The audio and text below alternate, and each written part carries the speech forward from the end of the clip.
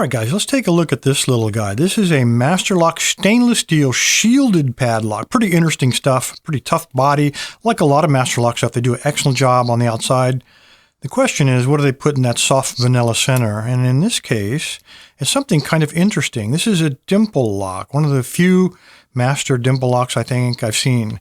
To make it even more interesting, take a look at this key. It is a 5-pinner, and you can see those first 3 are cut really low, and then those last 2 in the back are cut kind of high, so it's going to be hard to get past those 3 guards, those 3 gatekeepers up front, to reach up and pick that high enough. Notice we got 2 grooves here. Let's take a look at the warding.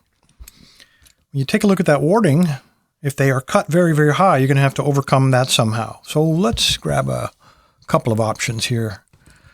This is from the Sauber kit. It's the small straight flag. So what I might try to do, I'm going to hold him like this so I can perhaps go from this corner and see if he reaches up in there. And I might be able to roll him up into that curve, but if I can't, somewhere I have my blue handled one. This is a curved flag, very slight curve on it, but he will definitely roll. I don't want to start out with this guy. These are infamous for getting stuck in dimple lock. So I like to use the curved flag as a choice it's my last resort.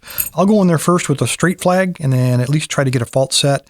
And then when I think I'm near the end of the pick job, I usually will then take a chance and try to get the curve flag in there. It does work beautifully. It is not a modifiable core, so 90 degrees works. Slides right out, not spring loaded, but there's no screw, so we can't take it apart.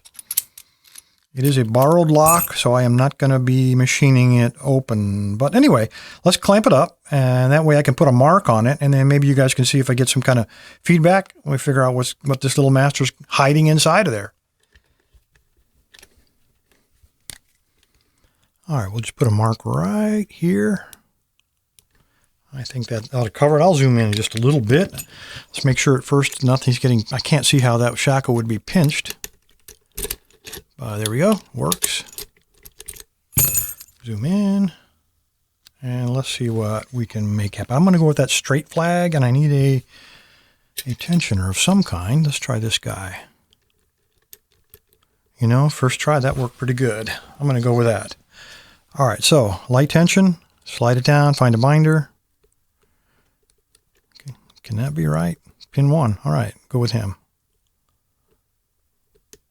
Work my pick under him, and then I got a little fault set, got a little offset there. Pin 2, so we have a spool. How interesting is that? Pin 2. Now I'm back on pin 1. Okay, we still got a fault set going. I'm on pin 3, and again, I'm getting counter rotation. I clicked him, but we lost the fault set. My pick is now stuck. Even the straight flag do get stuck. So let me work him back out of there.